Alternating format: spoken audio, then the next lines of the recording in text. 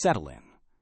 Let the hum of your modern world begin to fade, the sterile blue light of your screen dissolving into the soft, flickering orange of a distant fire. There is no electricity here, no antiseptic gleam of a clinic, no reassuring beep of a machine that measures life. There is only the damp chill of the evening air and the weight of a thick woolen blanket. We are going back to a time when the line between a healer and a torturer was not just thin, but often entirely imaginary. Tonight, we will drift quietly through the world of remedies born from sheer desperation and cures that were, in truth, just elegant, slow-acting poisons. Allow your breathing to deepen as we uncover the strange, misplaced hope that people found in the most brutal medical practices of the past. The morning arrives not with a gentle dawn, but with a persistent, greasy gray light that filters through a single grimy window pane. You feel it more than you see it, a change in the quality of the cold that has been seeping into your bones all night. The air you breathe is thick, heavy with the smell of damp earth, wet wool, and the faint, ever-present aroma of human waste and coal smoke from 1,000 chimneys. You can hear the city beginning to stir, not with the roar of engines, but with the clatter of wooden cartwheels on cobblestone, the distant, rhythmic clang of a blacksmith's hammer, and the low, mournful tolling of a church bell, a sound that seems to coat the entire world in a layer of solemnity. There is no alarm clock, only the slow, creeping realization that another day of survival has begun. You pull the rough blanket tighter around your shoulders, the scratchy fibers a familiar, if uncomfortable, comfort. A deep, hacking cough echoes from the room next door, a sound as common as birdsong. It's a wet, rattling sound that speaks of lungs that have breathed this damp, smoky air for a lifetime. Down below, in the narrow street, a pig squeals, a sharp, piercing cry that is quickly silenced. You don't need to look to know what happened. Fresh meat is a luxury, and the morning's business is already underway. The floorboards are cold and uneven beneath your bare feet as you rise. The world outside waiting, with its endless list of labors and its casual, everyday dangers that no one bothers to name anymore. By midday, the sun, a pale, watery disk in the sky, has done little to burn off the chill. You find yourself in the market square, a chaotic symphony of human activity. The air here is a potent cocktail of smells. The earthy scent of potatoes and turnips piled high in wicker baskets, the sweet, cloying odor of rotting fruit that has sat out for too long, the sharp, metallic tang of a butcher's stall where carcasses hang naked and pale, and over it all, the thick, unwashed scent of the crowd itself. Its oppressive bodies, a sea of damp wool and worn leather, everyone jostling for space, their voices a constant, humming drone of gossip, haggling, and complaints. This is the central nervous system of the city, where news, rumors, and diseases are all exchanged with equal fervor. Here, amidst the sellers of questionable pies and second-hand shoes, you see him, the tooth puller. He stands on a small wooden crate, his stage a patch of muddy ground. He is part showman, part butcher, his tools laid out on a dirty cloth, wicked-looking pliers and hooks that glint dully in the weak light. A small, miserable-looking boy next to him bangs a drum to attract a crowd. The tooth puller bellows about the agony of the toothworm, a mythical creature he promises to vanquish. His performance is a form of public theater, a predecessor to the modern infomercial, but with a much higher risk of infection and screaming. A man with a swollen jaw is coaxed from the crowd, and you watch, morbidly fascinated, as the grim public spectacle of pre-modern dentistry begins. As the afternoon light begins to fail, casting long, distorted shadows down the alleyways, you retreat into the relative warmth of a tavern. The air inside is nearly unbreathable, a hot, humid fog of stale beer, sweat, and pipe smoke that stings your eyes. The low, beamed ceiling seems to press down on you, and the room is packed with people seeking refuge from the cold. The floor is slick with spilled drinks and something you'd rather not identify. Conversations are a low, conspiratorial murmur, punctuated by sudden bursts of loud, drunken laughter. This is where you learn the truth of the city, the stories that aren't announced by the town crier. You hear of the fever that has taken 3 people in the next street over, and of a new poultice made of goose dung and nettles that is said to work wonders. You sit at a rough-hewn wooden table, nursing a mug of lukewarm, bitter ale. The flickering light from the tallow candles makes the faces around you seem like grotesque masks, all hollows and strange angles. A man at the next table is showing his friends a small lead charm he bought from an apothecary, guaranteed to ward off the plague. It looks like a cheap toy, but he holds it as if it were the most precious treasure, his eyes filled with a desperate, fragile hope. It's a powerful reminder that, in a world with so few answers, people will cling to any promise, no matter how absurd. If this slow, quiet journey into the past is bringing a strange sense of peace to your modern mind, feel free to leave a like. But only if you truly mean it. Night has fallen completely now, a thick, impenetrable blanket of black, broken only by the occasional torch or a sliver of moonlight. The streets are empty and dangerous, home to shadows and things best left undisturbed.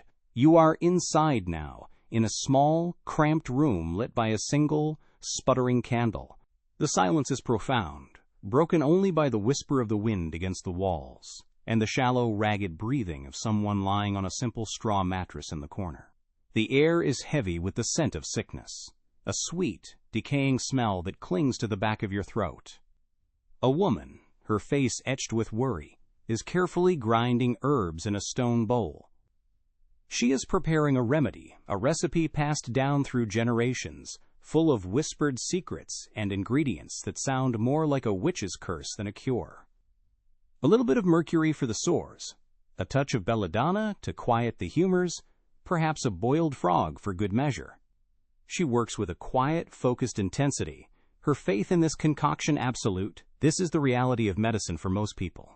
A desperate gamble in the dark, a folk magic practiced at the bedside. The line between poison and panacea is a matter of dosage, a detail often left to chance.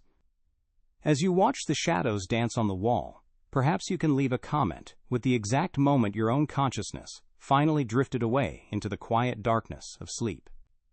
The new day does not dawn, it seeps into existence, a slow dilution of the blackness into a bruised, indifferent purple. Long before any hint of sun, you are awake. You are not in a room, but in a hole, a narrow seam of coal deep within the earth's gut. The air you breathe is not air at all, but a gritty, damp substance, thick with the taste of rock and stale sweat and the metallic tang of your own fear. It is cold here, a deep, penetrating cold that the friction of your labor will never truly banish. The only light is the weak, flickering flame of a tallow lamp attached to your cap, a tiny, brave star in an infinite, suffocating darkness, casting, dancing, monstrous shadows on the walls of your own tomb. The silence is absolute, broken only by the rhythmic drip of water somewhere in the blackness and the sound of your own heart, a frantic drum against your ribs. Your work begins. It is a simple, brutal rhythm that will consume the next 14 hours of your life. You swing the pickaxe. The muscles in your back and shoulders scream in protest as the iron head bites into the coalface with a dull, percussive thunk. You feel the shock of the impact travel up your arms, a familiar, painful tremor. You swing again. Thunk. And again. Thunk. This is your world now. The weight of the tool, the strain in your body, the small shower of sharp black fragments that falls with every blow. You breathe in the dust, a fine powder that coats your tongue and settles deep in your lungs, a permanent resident that you will carry with you until your last, rattling breath. It is a down payment on a death that has already been decided for you, a slow-motion burial that begins on your first day. Beside you, an older man named Silas coughs, a sound that is less a cough and more a wet, tearing explosion from deep within his chest. It echoes horribly in the confined space. He spits a thick black substance onto the floor, a grim offering to the darkness. He doesn't even seem to notice. For him, this is as natural as breathing. You watch his lamp flicker, illuminating a face that is a mask of coal dust, only the whites of his eyes visible, looking ancient and weary. He is perhaps 40 years old, but he looks 70. He is a ghost of your future, a living portrait of what this relentless rhythm, this endless thunk, thunk, thunk of the pickaxe, does to a man. He offers you a piece of hard, dry bread from a small pouch, and you both chew in the darkness, the grit of the coal mixing with your meager meal. The day wears on, a stretch of time measured not in hours, but in the number of carts you fill, in the growing ache that settles permanently between your shoulder blades. There is no sky to watch, no change in the light to mark the passage of time. There is only the work. The swinging of the pickaxe, the scraping of the shovel, the creak of the wooden cartwheels as a young boy, no older than 10, hauls it away into the deeper blackness of the tunnels. You hear a distant rumble, and for a moment every muscle in your body tenses. The earth here is not stable. It groans and shifts like a sleeping giant, and you are merely a flea on its back. The greatest fear is not the slow death of the lungs, but the sudden, violent death of a collapse, a final absolute darkness from which there is no return. After an eternity, a signal comes, a bell rung far away that echoes faintly down the corridors of the mine. The rhythm is broken. You and Silas begin the slow, arduous journey back towards the surface, your bodies stiff and screaming with every step. You emerge, blinking, into a world that seems impossibly bright, even in the gray twilight of the late afternoon. The air, thin and fresh, feels like a shock to your dust-clogged lungs, and you cough, just like Silas, producing your own black tribute to the day's labor. Your pay is a few coins, barely enough for rent and a loaf of bread. You walk home, your body a symphony of aches, knowing that in just a few short hours of troubled, shallow sleep, you will return to the darkness and the rhythm will begin all over again. Now, let the oppressive darkness of the mind dissolve. Let it be replaced by a different kind of darkness, a suffocating, deafening roar. You are no longer deep in the earth, but in a vast, brick-walled room, a forest of iron and wood. You are a girl, perhaps 14, and you are standing before a spinning mule, a monstrous machine that stretches 100 feet in either direction. The air here is not thick with coal dust, but with cotton fibers, a fine, white lint that hangs in the air like a permanent fog, catching in the weak light that streams through the high, grimy windows. It coats your hair, your clothes, and the inside of your lungs. The noise is a physical force, a relentless, thundering clatter of thousands of moving parts that hammers against your eardrums, making thought impossible. Your job requires constant vigilance and speed. You watch the endless rows of threads, and when one snaps, your small, nimble fingers must dart into the blur of moving machinery to tie it back together. You do not think about the danger. You cannot afford to. To hesitate is to slow the machine, to anger the overseer. To be clumsy is to lose a finger or a hand, crushed in the relentless gears. You have seen it happen. A girl no older than you, a moment of distraction, a scream that was swallowed by the roar of the factory. They carried her out, and another girl took her place before the machine had even fully stopped. You are a component, a small, replaceable part of this great, roaring engine of commerce. The rhythm of the factory is not the simple thunk of a pickaxe, but a complex, overwhelming symphony of noise. The clack, clack, clack of the shuttles, the whir of the spindles, the deep, groaning chug of the steam engine that powers it all. It is a sound that gets inside your bones, that you can still hear in the dead of night when you try to sleep. You stand for 12-14 hours, your feet swelling, your back a column of fire. There are no breaks. You eat your meager lunch, a slice of bread, perhaps a cold, greasy piece of bacon, while still standing at your station, your eyes never leaving the threads. The lint in the air makes you cough, a dry, persistent hack that everyone here shares. They call it spinner's cough, just another condition of the job, like the low pay and the constant, soul-crushing noise. You watch the other girls, their faces pale and smudged with grease, their movements mechanical, almost hypnotic. They are a silent sisterhood of exhaustion.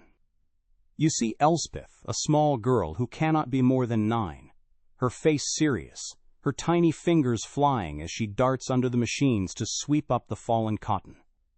She is quick, like a mouse, but you see the dark circles under her eyes, the unnatural thinness of her arms. This place is aging her in dog years, stealing her childhood one 14-hour day at a time.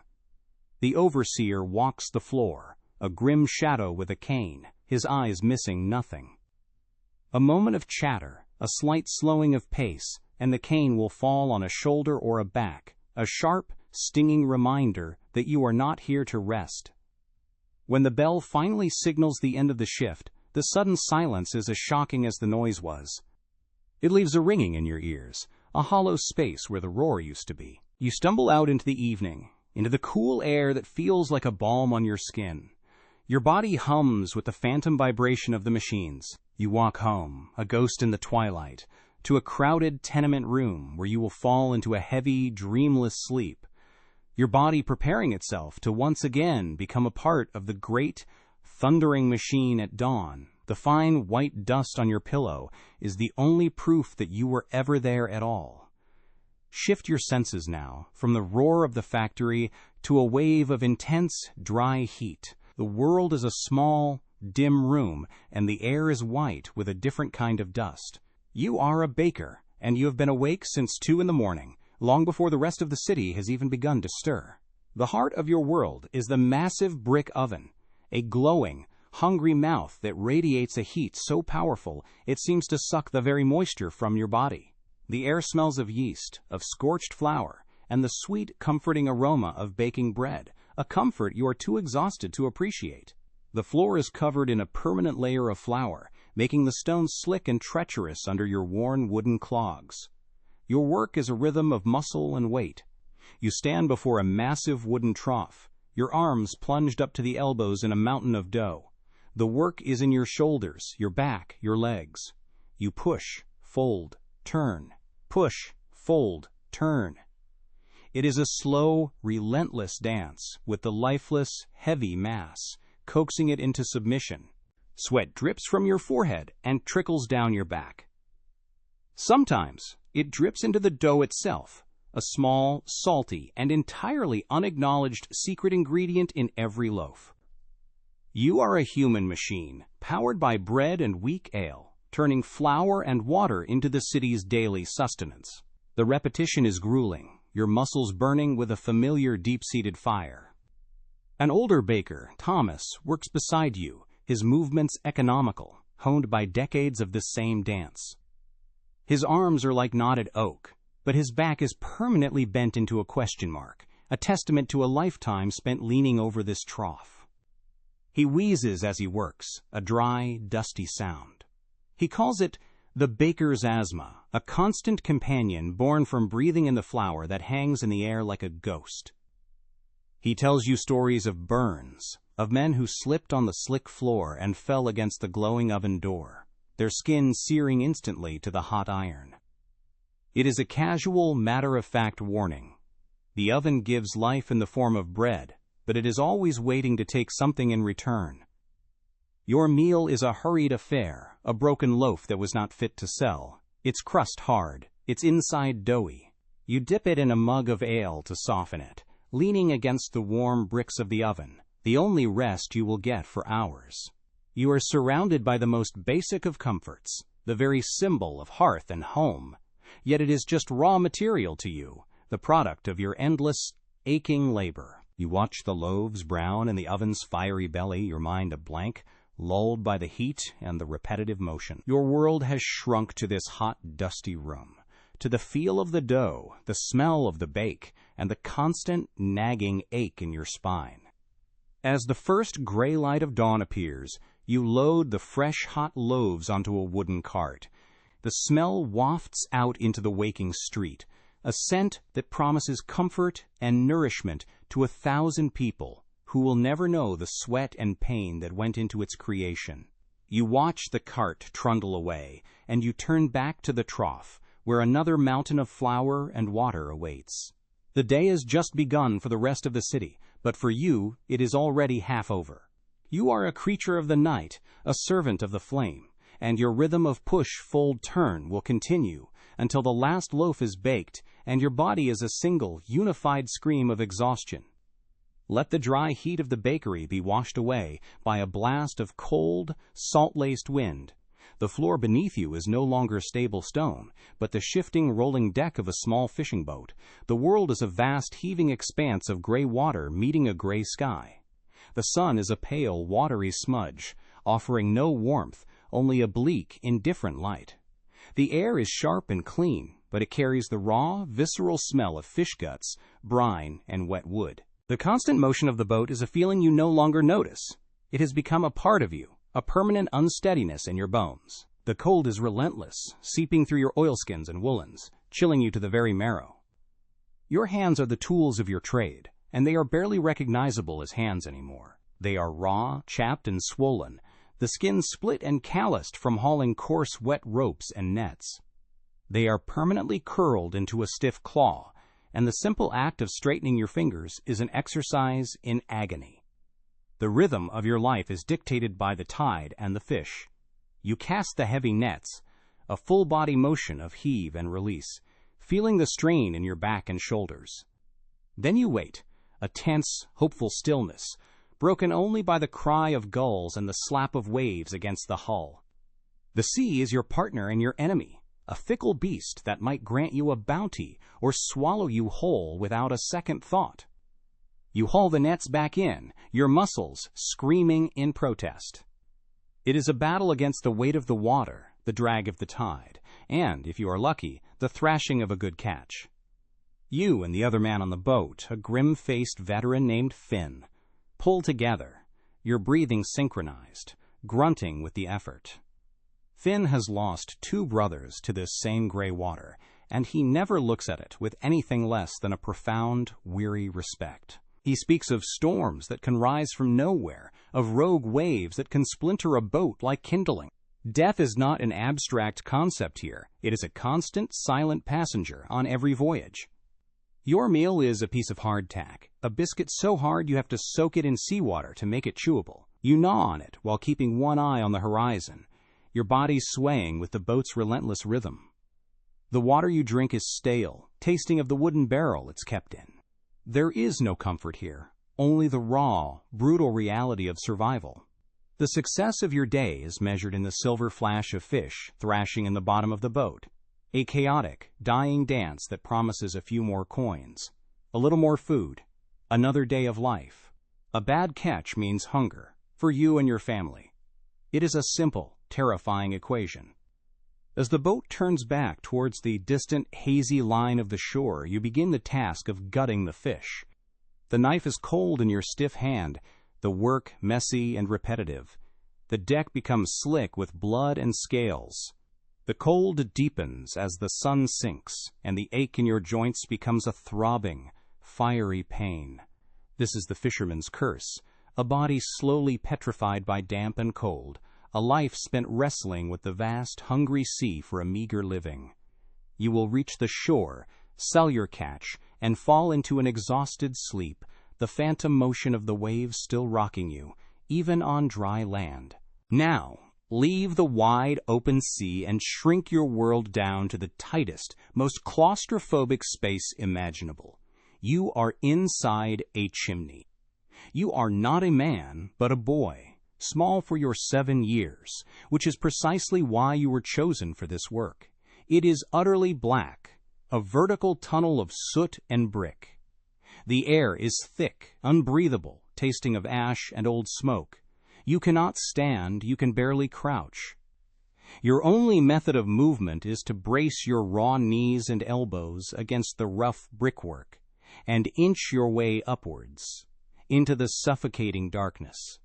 The silence is absolute, amplifying the sound of your own panicked breathing and the frantic scraping of your brush against the caked-on creosote. Your job is to clean. You are a human brush, wriggling your way up a flue that is often no wider than your own small shoulders. The soot rains down on you, filling your eyes, your nose, your mouth. You cough, and the sound is small and dead in the confined space. You have a small, coarse brush, and you scrape at the walls, dislodging the thick, tarry buildup. The fear is a living thing, a cold knot in your stomach. The fear of getting stuck, your hips or shoulders wedged in a narrow section. The fear of the chimney catching fire from a stray ember below. The fear of losing your grip and sliding all the way back down to the bottom, a fall that could break your bones. Your master is a voice, a distant shout from the world of light and air below, urging you to climb faster, to scrape harder. He is the one who bought you, the one who feeds you just enough to keep you small and able to fit into these tight spaces. You think of the light, the small square of gray sky at the very top of the chimney. It is your goal, your only hope. It is the promise of a single clean breath. You push upwards, your skin abrading against the brick, leaving trails of blood to mix with the soot. Every inch is a victory against the suffocating, crushing darkness. There are no real breaks. Sometimes, a kind-hearted cook might leave a crust of bread for you on the hearth when you emerge, a ghost child, black from head to toe, blinking in the sudden light. You eat it on the rooftops, looking out over a city of chimneys, each one a potential tomb, each one a testament to your miserable, dangerous existence. You see other boys like you, other small, soot-stained figures, popping their heads out of the chimney pots like strange, dark flowers. You share no words, only a silent, knowing glance. You all carry the same cough, the same raw skin, the same old man weariness in your young eyes. At the end of the day, you are not even allowed to wash properly. The soot, your master says, helps to protect your skin from scrapes. It is a lie you are too tired to question. You sleep on a pile of sacks in a cold cellar, your dreams filled with falling and tight, dark spaces. The soot is so deeply ingrained in your skin that it will never come out. It is a part of you now. You are becoming the chimney, a creature of soot and shadow, and you know, with a child's simple, brutal clarity, that you will not live to be a man. Your life will be short, and it will be spent in the dark. Let us pull back from that narrow flue, back into the noise and mud of the city streets. The perspective shifts. You are now a carter, the master of a tired, sway-backed horse and a heavy, two-wheeled cart. Your world is a slow, jolting journey through the city's arteries. The streets are not paved, but are a treacherous landscape of deep, muddy ruts, cobblestones slick with filth, and hidden potholes that can snap an axle. The air is a rich, foul stew of smells. The warm, earthy scent of your horse, the sharp ammonia of manure, the rot of discarded refuse, and the coal smoke that hangs over everything. The sounds are a constant cacophony, the rumble and clatter of your own cart, the shouts of merchants, the cries of children, the barking of dogs. Your rhythm is the plodding, steady pace of your horse, clop, clop, clatter, jolt. You know this route by heart, every treacherous curve, every low-hanging sign. Your job is to move the city's goods, barrels of ale from the brewery, sacks of flour from the mill, crates of fish from the docks. The work is in the lifting. At each stop, you must heave the heavy, awkward cargo on and off the cart. Your back is a constant, dull ache, a landscape of knots and seized muscles. You feel a sharp twinge and worry about a hernia, a rupture that could end your working life in an instant, leaving you to beg on the very streets you once commanded. You have a strange authority on these streets. You are slow, you are wide, and you do not stop for much. You shout at pedestrians to clear the way, your voice hoarse from years of it. Make way for the cart! Your horse is your partner, your confidant, and your greatest asset. You speak to him in a low, gentle murmur, a contrast to the bellows you use for people. You know his every mood, the flick of his ears, the subtle shift in his gait. His health is your livelihood. A lame horse is a disaster, a financial ruin from which it is nearly impossible to recover. You spend more on his feed than you do on your own. Your break is a stop at a roadside tavern, a noisy, smoky place where you down a mug of cheap ale and eat a thick wedge of bread and cheese. It's a moment of stillness in a day of constant motion. You sit on a bench outside, keeping an eye on your cart, listening to the gossip of the other carters. They talk of bad roads, of greedy merchants, of the new guard captain who is cracking down on overloaded carts. It is a small community, bound by the shared experience of the road, the shared aches in their backs, and the shared smell of horse and sweat. You trade stories of near accidents, of stubborn mules, of the strange things you are sometimes paid to haul. As the day ends and you guide your horse and empty cart back to the stables, you move like an old man, though you may only be 30. The jolting of the cart has settled deep into your bones, a permanent vibration that makes your joints ache. You unharness your horse, Giving him a rub-down and a good measure of oats, your movement slow and deliberate. You will go home to a small room, eat a simple stew, and fall asleep to the phantom sound of wheels on cobblestone. And tomorrow you will rise before the sun, harness your horse, and begin the slow, aching, plodding rhythm all over again, another day spent as the sinew and muscle that keeps the city's blood flowing. Let the steady, plodding rhythm of the carter's horse fade, replaced by a new, more chaotic urban symphony. You turn a corner, and the air changes. It grows thick with the sharp scent of sawdust, wet mortar, and the sweat of straining men. A new building is rising, a skeleton of raw timber scaffolding clinging precariously to a brick shell. Men scurry across narrow, unsecured planks dozens of feet in the air, their movements nimble, born of a familiarity that breeds a dangerous contempt for the gaping void below. There are no hard hats, no safety harnesses, no concept of occupational health. There is only the work and the ever-present, unspoken understanding that a single misplaced step, a moment of dizziness, or a sudden gust of wind means a swift, messy end on the cobblestones. You hear a sudden, sharp cry from above, followed by a sickening, wet crunch. The crowd barely stops, parting around the crumpled shape on the ground like a river around a stone. It is a brief, gruesome interruption in the day's business, and nothing more. Your path now takes you towards a different kind of industry, one that promises a strange, faint light in the gloom. You can smell it before you see it, a sharp, acrid scent of sulfur and phosphorus that catches in the back of your throat. This is a matchstick factory, and inside, the air hums with the quiet, focused labor of women and young girls. They stand in long rows, their hands moving with dizzying speed as they dip splints of wood into a pale, waxy paste of white phosphorus. The work is simple, repetitive, and it pays just enough to keep starvation at bay. In the dim light of the factory, the phosphorus has a magical quality. It leaves a faint, ghostly luminescence on the girls' hands and faces, so that when they walk home in the dark, they seem to glow with a soft, ethereal light like fireflies or angels. A beautiful, deadly illusion. This faint, pretty glow is the calling card of a unique and horrifying disease. It begins, innocuously enough, as a toothache. You might ignore it, thinking it a common ailment, but then the pain intensifies. A deep, throbbing agony in your jaw. Your gums begin to swell and ooze a foul-smelling pus. The bone itself begins to decay, eaten away from the inside by the phosphorus you inhale all day. In the darkness of your small room at night, you might notice a faint, greenish-white light emanating from your own mouth as your jawbone literally begins to glow. This is phossy-jaw, a necrosis of the bone that is as relentless as it is agonizing.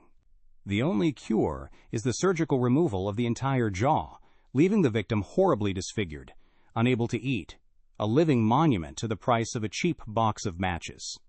A small price to pay for progress. The dangers, you are learning, are not just in the air you breathe at work, but on the very plate from which you eat. You stop at a baker's stall to buy a loaf of bread. It looks magnificent, a large, perfectly white loaf that speaks of purity and quality. But its whiteness is a lie. To stretch his expensive flour and to make older, grayer flour look fresh and new, the baker has added a generous amount of alum. This chemical whitener also allows the dough to absorb more water, making the loaf heavier and therefore more profitable. You pay for a pound of bread, but a good portion of what you're buying is just water and a metallic salt. It's a brilliant piece of commercial chemistry that will, over time, cause you chronic indigestion and severe constipation. But in the short term, it makes for an impressively white slice of toast. That unnatural whiteness hides other secrets too. Depending on the baker's level of creativity or desperation, your daily bread might also contain a healthy portion of chalk, ground-up bone meal, or even plaster of Paris. These additives are all cheap, they are all white, and they all add weight. As you chew, you might notice a faint, gritty texture, a slight resistance that is not quite right, but you are too hungry to question it. You are slowly consuming your own building materials, turning your digestive system into a miniature construction site. You fill your belly with something that looks and feels like food, but which offers little nourishment and actively works to clog your insides.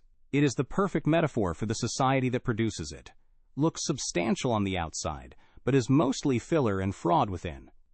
Even the milk, that supposed symbol of childhood health and innocence, is a vessel for deception. When the milk cart rattles down your street, you bring out your jug to be filled. The liquid that splashes in seems thin, with a telltale bluish tinge. This is because at least half of it is water from the nearest, and likely not cleanest, pump. To restore the milky white color, the vendor has stirred in chalk dust or a slurry of plaster. To simulate the rich cream that should rise to the top, some of the more enterprising dairymen have been known to add a paste made from mashed sheep's brains. It creates a convincing, thick layer on the surface. You pay good money for a pint of water, chalk, and emulsified animal tissue, all delivered with a smile. It's probably best not to cry over it if you spill it. In larger cities, the situation is even more grotesque. You hear whispers of the swill milk trade. This is milk that comes from cows kept in horrific conditions, often tethered in the dark, steaming basements of distilleries. They are fed nothing but the hot, fermented, alcoholic mash left over from the distilling process.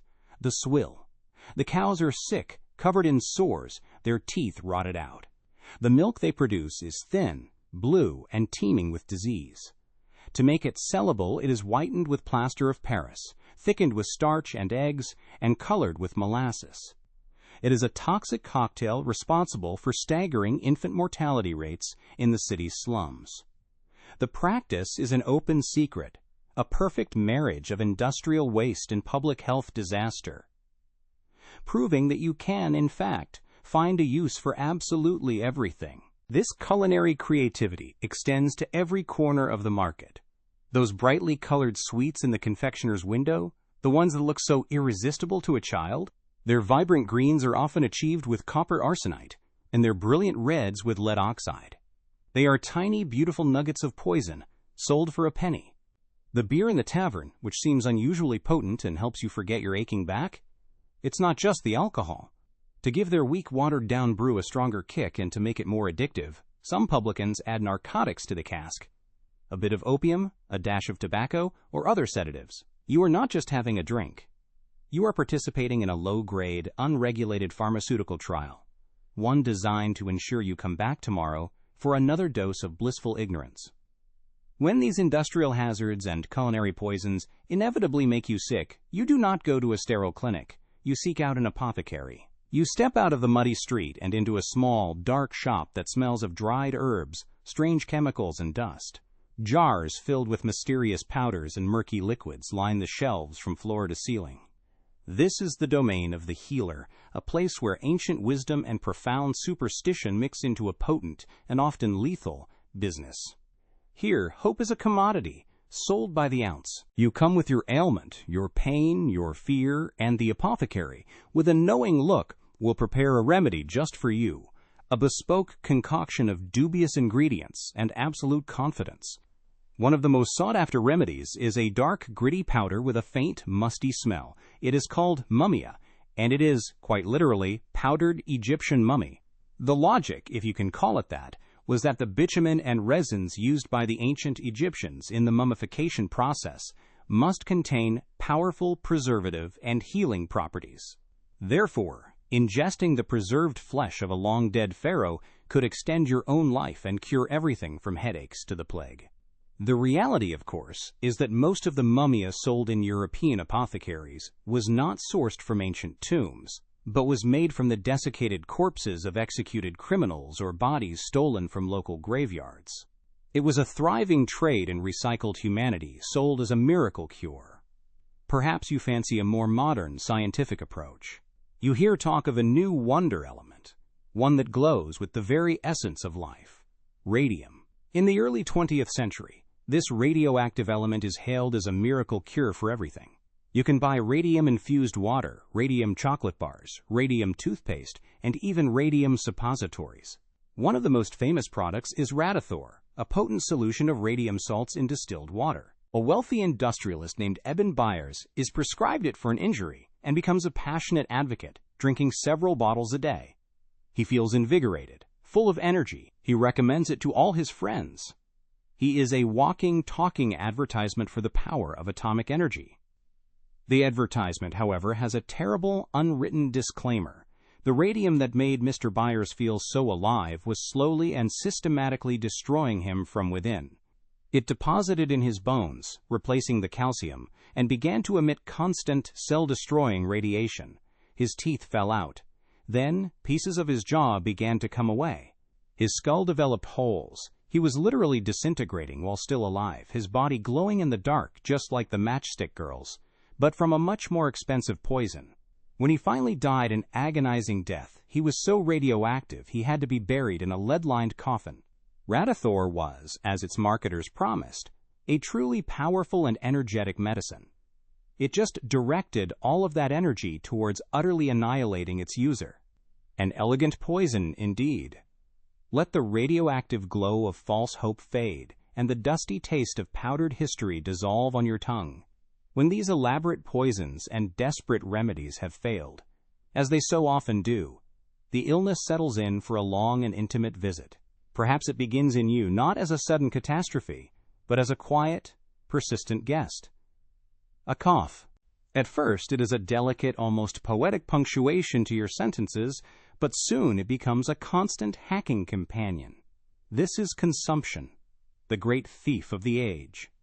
It does not kill you with violence, but with a slow, methodical erasure. You watch yourself grow thinner, your skin taking on a fashionable pallor, your cheeks flushed with a fever that mimics a healthy blush. It is a strangely romanticized decline, this wasting away, a process that turns you into a fragile, ethereal creature, beautiful and doomed, coughing your life into a blood-flecked handkerchief. Or perhaps your sickness is not a slow waltz, but a sudden, violent assault. It is typhus, the fever born of filth and crowding, the constant companion of armies, prisons, and the city's poorest slums. It arrives like a kicked-in door, with a splitting headache, a raging fever, and a shuddering that seems to shake your very bones loose. You are thrown into a state of delirious stupor, your mind a churning sea of nightmares and nonsensical visions. A rash of small rose-colored spots appears on your body, a grim constellation marking the battleground within. The disease is carried by the lice that are an unavoidable part of life for so many, a tiny insect delivering a sentence of agonizing, fever-drenched death.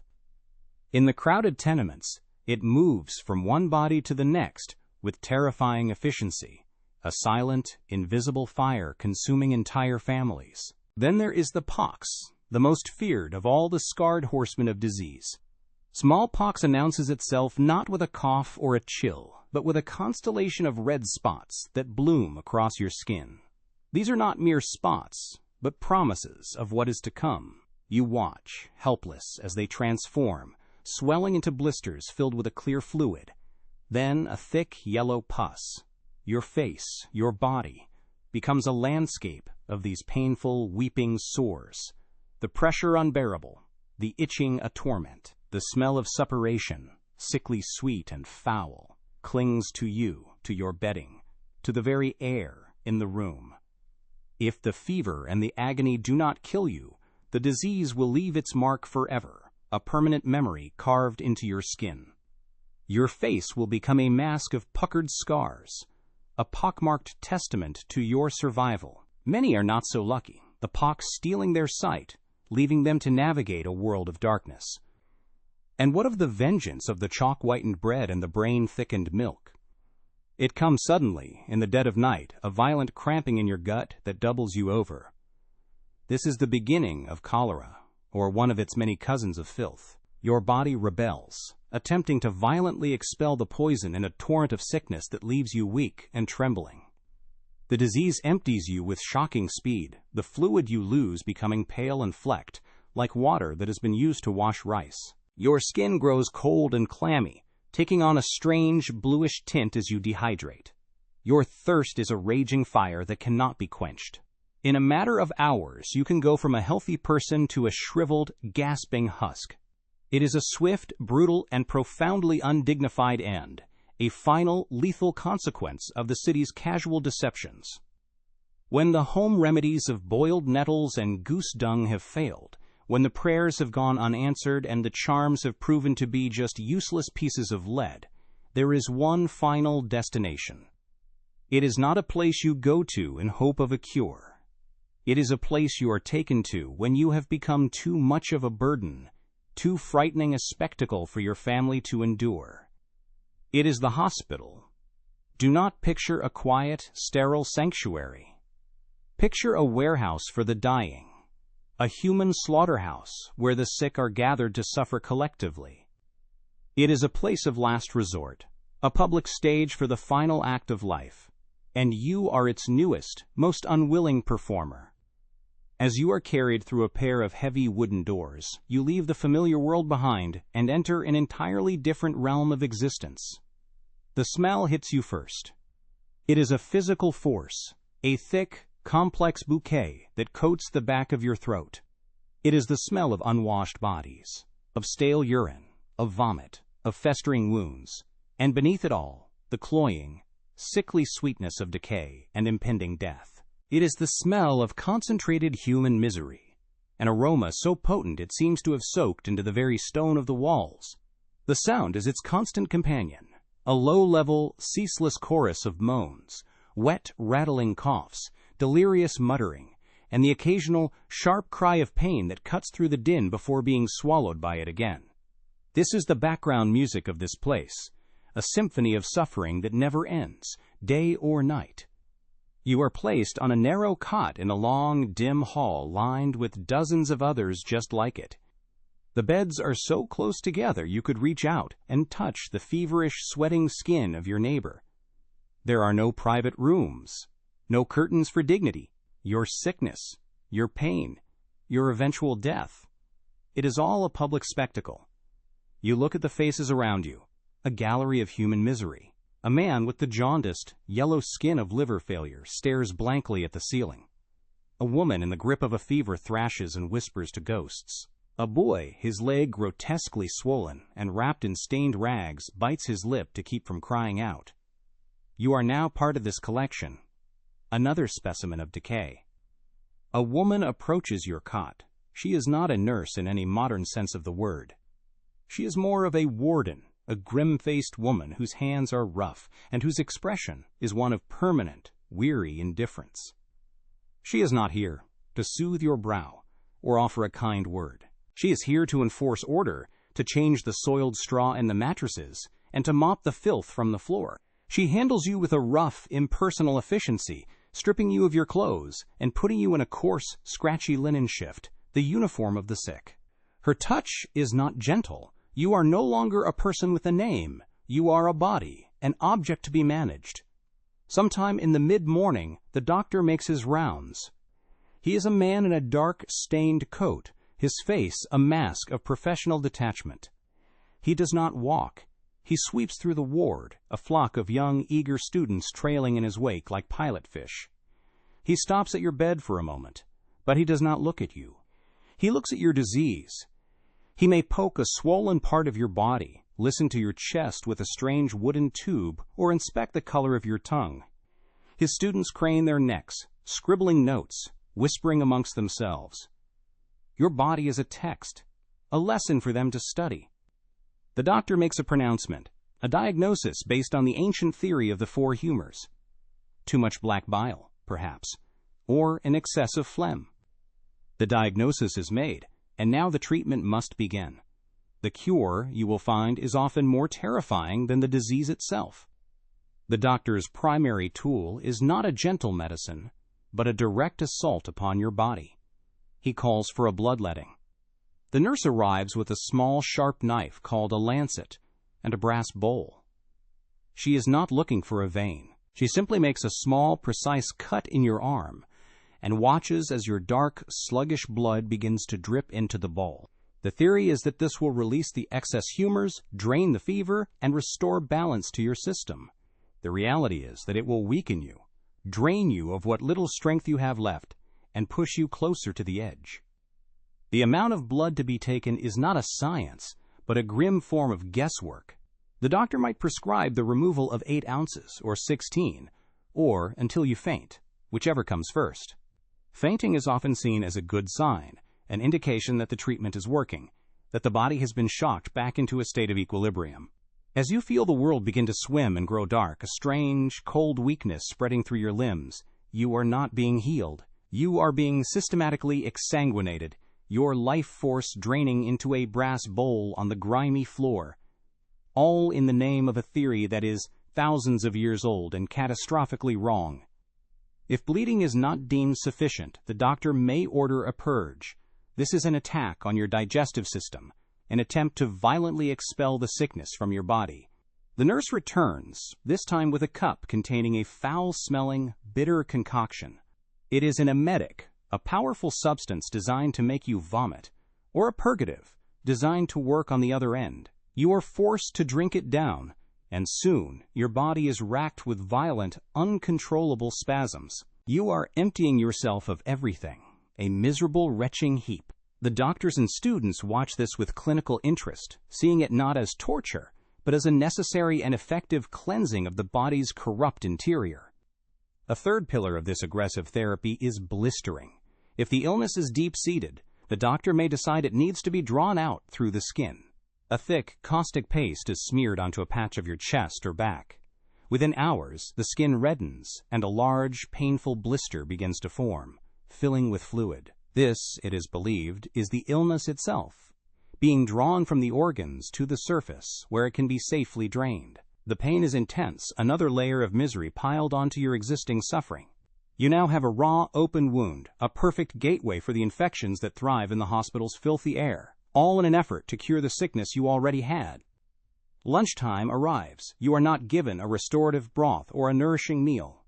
A large pot is carried into the ward, and the nurse ladles a thin, gray, lumpy gruel into wooden bowls. It is bland, lukewarm, and has the consistency of wallpaper paste. You share your bowl and a crude wooden spoon with the previous occupant of your bed, and you will share it with the next. The food is not designed to heal you or even to comfort you. Its only purpose is to keep you alive, just barely, for another day of treatments. You eat what you can, your stomach churning, the taste of sickness and medicine already in your mouth. The afternoon is a long, slow desert of time. There is nothing to do but lie here and listen to the symphony of suffering around you.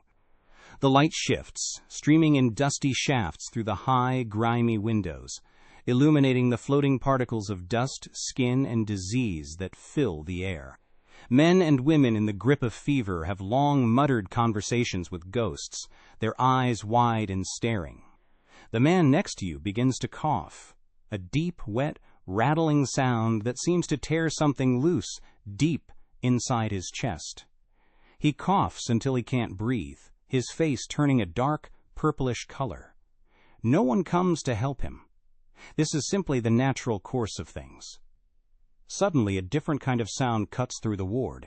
It is not a low moan, but a sharp, piercing scream of pure, undiluted agony. It is followed by another, and then a series of muffled, desperate cries. This is the sound of surgery. A patient is being carried out of the ward and taken to the operating theater. This is not a sterile, quiet room. It is a theater in the truest sense of the word, a tiered room where students and paying spectators can gather to watch the main event. It is a performance, and the surgeon is its star.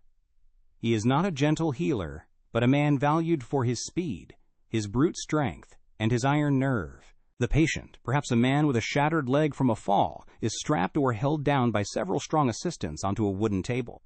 There is no anesthesia, only a swig of whiskey or a leather strap to bite down on. The surgeon enters, rolls up his sleeves, and selects a tool from a wooden box. He might wipe the knife on his coat lapel, already stiff with the dried blood of previous operations. He does not waste time with pleasantries. He works with a terrifying speed, because speed is the only mercy he can offer. The faster he cuts, the less time the patient has to suffer and bleed. The patient's screams are the soundtrack to his craft. You can hear the saw. It is a wet, grating noise, the sound of steel teeth biting through flesh and bone. It is a sound that will haunt your dreams for weeks.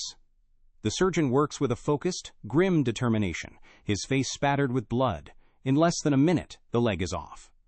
The stump is then cauterized with a red-hot iron, the hiss and the sickening smell of burning flesh filling the air. The patient, if he has not already fainted from the pain or died from the shock, is carried back to the ward. He has survived the operation. Now he must survive the almost inevitable infection, the gangrene that will turn his stump black and foul. The odds are not in his favor. As evening approaches, the light in the ward begins to fail. Tallow candles are lit, casting long, dancing shadows that make the suffering faces around you look even more grotesque. The air grows colder. This is the time of day when the fevers often spike, when the delirium deepens. It is also the time when the body's hold on life seems to be at its weakest. You watch the woman in the bed across from you. Her breathing has become shallow, punctuated by a strange, rattling sound in her throat. It is a sound everyone in the ward recognizes. They call it the death rattle. It is the sound of the lungs slowly filling with fluid, the sound of the final, failing struggle for air. She dies quietly, without fuss. Her struggle ceases, and a profound stillness settles over her. For a while, no one does anything. She is simply left there, another piece of furniture in the room. Later, the nurse and an orderly arrive with a wooden handcart. They are not gentle.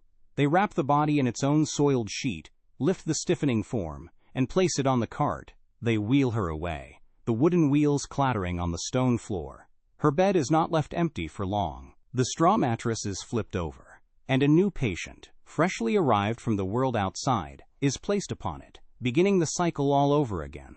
The cart with the dead woman is not going far. It is wheeled to a small, cold, stone room at the back of the hospital. This is the dead house, the temporary resting place for the day's failures.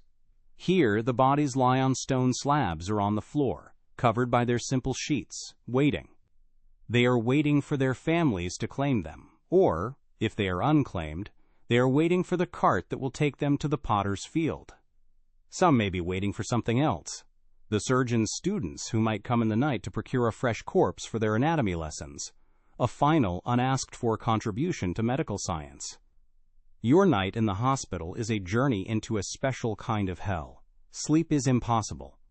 The darkness is filled with sounds, the coughing, the weeping, the mad ramblings of the delirious, the final, gurgling breaths of the dying. Every shadow seems to hold a new terror.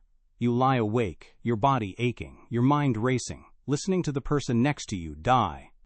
You feel a profound and absolute loneliness, the sense that you have been abandoned at the very edge of the world. The only thing you can do is pray that you will be one of the lucky few who walks out of this place, rather than being wheeled out on the clattering cart. If you do survive, and you are finally discharged, you step out into the daylight feeling like a ghost. The world seems impossibly loud and vibrant. The air, even the foul, coal-choked air of the city, feels shockingly fresh and clean in your lungs. You are weak, you are thinner, and you may carry new scars both on your body and on your mind. You have been to the land of the dead, and, against all odds, you have returned. You have seen firsthand that the line between a healer and a torturer is not just thin. It is a matter of intention. And in the desperate, brutal calculus of pre-modern medicine, good intentions were enough to justify almost any horror. Your final journey from the hospital might not be on your own 2 feet. It might be on the back of the burial cart, headed for the cemetery. You are laid in a simple pine box, or perhaps just your shroud, and placed alongside others in a long, deep trench. There are no individual headstones here in the common ground, no names to mark your passing. A priest might say a few hurried words as the soil is shoveled over you. Your life, with all its labor and its pain, is now reduced to a layer of earth in an anonymous field. The hospital, in the end, was merely a waiting room, an efficient processing center that takes the city's sick and transforms them, with grim reliability, into the city's dead. But survival is not just a battle fought within your own body. It is a complex negotiation with the invisible world, a landscape of unspoken rules, potent symbols, and deep-seated fears that govern every waking moment. You feel it in the air, a hum of collective anxiety that shapes the city as much as the bricks and mortar. You see a pregnant woman spit 3 times after a black cat crosses her path, her gesture quick and automatic. You watch a merchant hastily rearrange his display after an old woman with a cataract, suspected of having the evil eye, lingers too long before his stall. These are not quaint customs. They are critical lines of defense in a world where misfortune is not a random occurrence, but a targeted attack by unseen forces. A child's fever is not a virus. It is a sign that a neighbor holds a grudge. A cow's milk that sours is not a matter of bacteria. It is clear evidence of witchcraft. Every aspect of life is governed by a fragile, intricate web of superstition, a social contract with the supernatural that is far more immediate and terrifying than any law passed by a distant king. You find yourself swept up in a wedding procession, a rare explosion of color and noise in the muted gray of the streets. The bride is not a vision in white, but a sturdy girl in her finest woolen dress, perhaps a deep blue or crimson, her face scrubbed raw, and her hair braided with ribbons and lucky herbs. The crowd showers the couple not with confetti, but with handfuls of grain and nuts, a practical, desperate plea to the gods of fertility. This is not a celebration of romantic love as you might know it. It is a vital public transaction, a joining of families, a promise of heirs to work the land or the trade. The feast that follows in a crowded hall or tavern is a spectacle of rare abundance. A whole pig, roasted on a spit, its skin crackling and dripping fat. Trestle tables groan under the weight of pies, coarse bread, and barrels of ale. You eat and drink with a frantic energy, because this much food in one place is a miracle, a temporary victory against the constant, gnawing hunger that is the baseline of existence. Contrast this with the somber quiet of a wake. You are pressed into a small, stifling room, the air thick with the scent of unwashed bodies, gin, and the faint, sweetish odor of the corpse laid out on the dining table. The body is dressed in a simple linen shroud, its jaw tied shut with a strip of cloth. Coins have been placed on its eyes, not as a myth, but as a very real payment for the ferryman of the underworld. The windows are left open to the cold night air, a crucial detail to ensure the soul has a clear path to depart and does not become trapped in the house. Mirrors are covered with dark cloth for fear that the soul, catching its own reflection, might be snatched back into the world of the living as a ghost. Neighbors and family sit a long, silent vigil through the night, their presence a guard against both evil spirits and the very real possibility that the deceased might not be truly dead, a terror that haunts everyone in an age before a doctor's pronouncement was anything more than an educated guess. The funeral procession is a slow, public performance of grief. The plain pine coffin, carried on the shoulders of friends, moves through the streets, a quiet river of sorrow flowing through the city's noisy chaos. At the head of the procession walks a strange, solitary figure. He is the Sin Eater, a village outcast whose grim profession is to ritually consume the sins of the dead. As the coffin is set down at the threshold of the home, a piece of bread and a bowl of ale are passed over it to the Sin Eater. He eats the bread and drinks the ale, and in doing so, he is believed to be taking all the moral failings of the deceased into his own soul, thus guaranteeing the dead a peaceful journey to the afterlife. He is paid a pittance for this service, this act of spiritual cannibalism, and is then shunned, for he is a walking vessel of other people's damnation. It is a terrifying and necessary transaction, ensuring the dead do not return to haunt the living with their unatoned sins. This oppressive solemnity is shattered by the raw, chaotic energy of a public fair. For a few days, the normal, grinding rhythm of life is suspended, replaced by a kind of sanctioned madness. The town square is transformed into a maelstrom of noise, smell, and color. You hear the drone of bagpipes and the frantic sawing of a fiddle competing with the shouts of men wagering on a bear baiting. The air is thick with the smoke of roasting meats and the sweet, cloying scent of cheap candy. You see dancers with ribbons and bells, their faces flushed with ale and exertion. You watch a puppet show where Mr. Punch gleefully murders his wife and child to the delight of a cheering crowd. This is not a gentle, family-friendly event. It is a visceral, often violent release of pent-up desperation, a brief, wild holiday from reality where a man might get drunk, get in a fight, and lose a week's wages, all in the name of forgetting, for a single day, the ever-present shadow of work and death. Amidst the chaos, you see a man with an ink-stained apron handing out crudely printed broadsheets. You take one, the cheap paper still damp. A pamphlet from 1842 warns of a terror far more modern and tangible than witchcraft. It speaks of the resurrection men, the body snatchers who plague the city's graveyards. It tells lurid tales of fresh graves being plundered in the dead of night, the corpses sold to the anatomy schools where surgeons pay handsomely for fresh specimens to dissect. The fear is so intense that families will hold armed vigils over the graves of their loved ones, or place heavy iron cages, called mortsafes, over the coffins. The pamphlet also whispers of a darker evolution of this trade, the burkers, men who have decided that waiting for people to die is simply too inefficient. They now murder the living, the lonely traveler, the drunkard, the poor, to create their own supply of merchandise. This terror fundamentally changes your relationship with medicine. The doctor is no longer just a potential torturer, but also a potential customer for your own murdered corpse. This fear of violation from the outside is matched by a profound misunderstanding of the dangers within. Your very idea of hygiene is governed by a different set of rules. You believe that water is a dangerous element, that immersing your body in it opens the pores and allows sickness, the bad air, to enter. Therefore, you bathe perhaps once or twice a year, if that. Your daily cleaning consists of rubbing your face and hands with a dry cloth. You change your linen shirt regularly, as you believe the cloth absorbs the body's foul humors and pulls them away from the skin.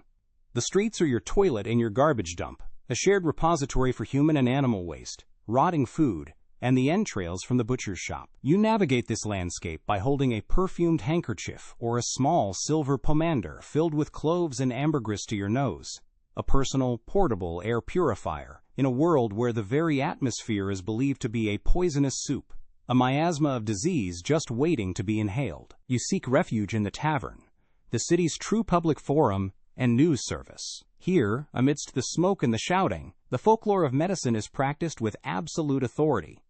You listen as a man with a wild beard and impossibly confident eyes explains to his rapt audience that the best cure for a fever is to wrap the patient in a blanket soaked in the fresh urine of a horse. At another table, a woman swears that her child's persistent cough was cured only after she cut a lock of his hair, placed it in a hole drilled into an oak tree, and plugged the hole with a wooden peg. The theory is simple. As the tree grows and absorbs the peg, it will also absorb the illness. These are not the whispers of the ignorant. This is the shared, crowd-sourced medical knowledge of your time, a rich and complex tapestry of sympathetic magic, herbalism, and pure, desperate invention, passed down through generations with more faith and conviction than any doctor's Latin prescription. The consequence of real, visible sickness is not just physical suffering, but a form of social death that can precede the physical one by years. If you survive the pox, you are left with a face that is a roadmap of your ordeal, a mask of puckered scars that instantly marks you. People flinch when they see you. Children stare. Potential employers turn you away, and you may find it difficult to marry. Your face is a public announcement of your history with a dreaded disease, and people treat you as if you might still be contagious, or, at the very least, unlucky. Sickness is seen as a moral failing, a judgment from God for some hidden sin. A persistent illness can strip you of your community, your livelihood, and your identity, leaving you isolated in a prison of your own damaged flesh, a pariah in the only world you have ever known. As you return to your small room for the night, you are surrounded by the quiet rituals of this belief system.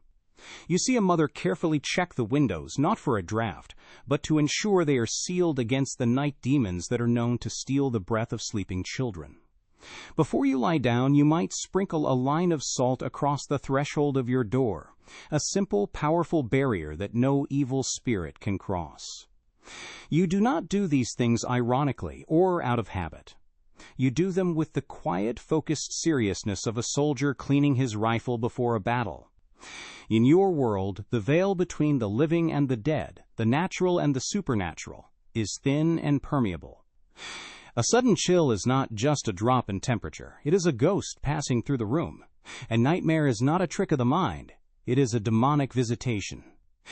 And your only defense is this fragile armor of taboo and ritual, a desperate, whispered hope against the vast and terrifying darkness.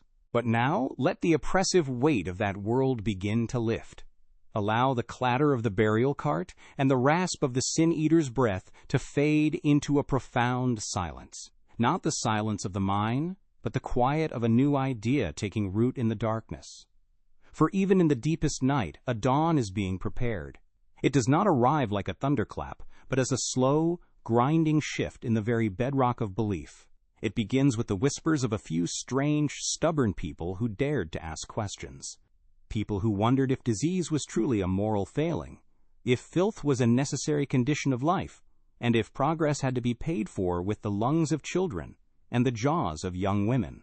These were the first, brave, and often ridiculed voices of reform. The change first comes to your kitchen, to the very bread on your table. A man named Arthur Hill Hassel, armed with a strange new weapon called a microscope, begins to examine the food sold in the city. He places a slice of that beautifully white bread under his lens and sees not just flour, but the crystalline structures of alum and the dull grains of chalk. He reveals the city's diet for what it is, a slow, systematic poisoning for profit. His findings, published for all to see, cause a scandal. Laws are slowly, painstakingly passed. The first food inspectors, facing the fury of bakers and merchants, begin their work. If you now break a loaf of fresh bread without a second thought, if you pour a glass of milk for a child without fearing it is a cocktail of chalk and sheep's brains, you owe a silent debt to these first, stubborn crusaders who believed that what you eat should not kill you. This new, insistent light then begins to shine into the darkest corners of the workplace. You see it in the factory, where a strange new object appears. A simple iron guard placed over the relentless, hungry gears of a machine. It is a revolutionary concept, the idea that a machine's productivity is not worth the price of a child's hand. In the mines, canaries in cages become a common sight, their fragile lives an early warning system against the invisible, poisonous gases. Laws are fought for, inch by bloody inch, limiting the hours a child can work, mandating that a chimney must be wide enough for a brush to pass through, not a boy. These changes are resisted, called an impediment to progress and an attack on freedom. But the idea has been planted that a worker is not a disposable component, and that a wage should not be a down payment on a slow, agonizing death. The most profound revolution, however, happens in a place you can't even see. It is the discovery of an entire world, a teeming, invisible ecosystem of assassins living on your hands, in your water, on the surgeon's unwashed knife. When men like Louis Pasteur and Joseph Lister suggest that these tiny creatures, these germs, are the true cause of infection and disease, they are met with scorn. The idea that a surgeon should wash his hands and sterilize his instruments is considered an absurdity, a waste of time. But the evidence becomes undeniable. The wards that adopt these new, strange rituals of cleanliness see their death rates plummet. The blood-stiffened coat of the surgeon, once a badge of honor and experience, slowly becomes a symbol of a murderous ignorance. The very air in the hospital, once a toxic miasma, begins to lose its power. And with this new understanding comes the most merciful of all silences. In the operating theater, the screams begin to fade.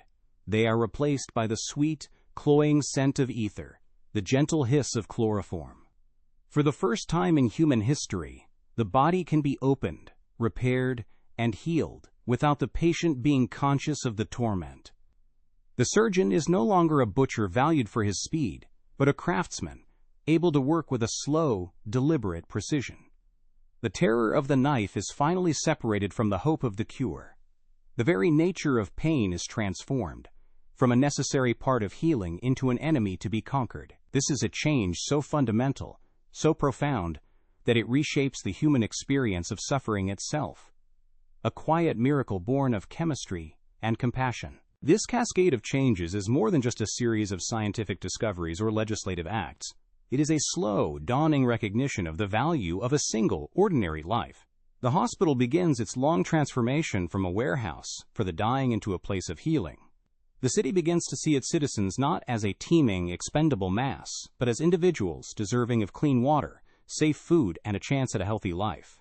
The superstitions that held the world in a grip of fear, the evil eye, the night demons, the humors, do not vanish overnight, but their power begins to wane, replaced by the more tangible and ultimately more hopeful logic of science. The legacy of that brutal past is not just in the horrors we have left behind, but in the empathy we have learned along the way.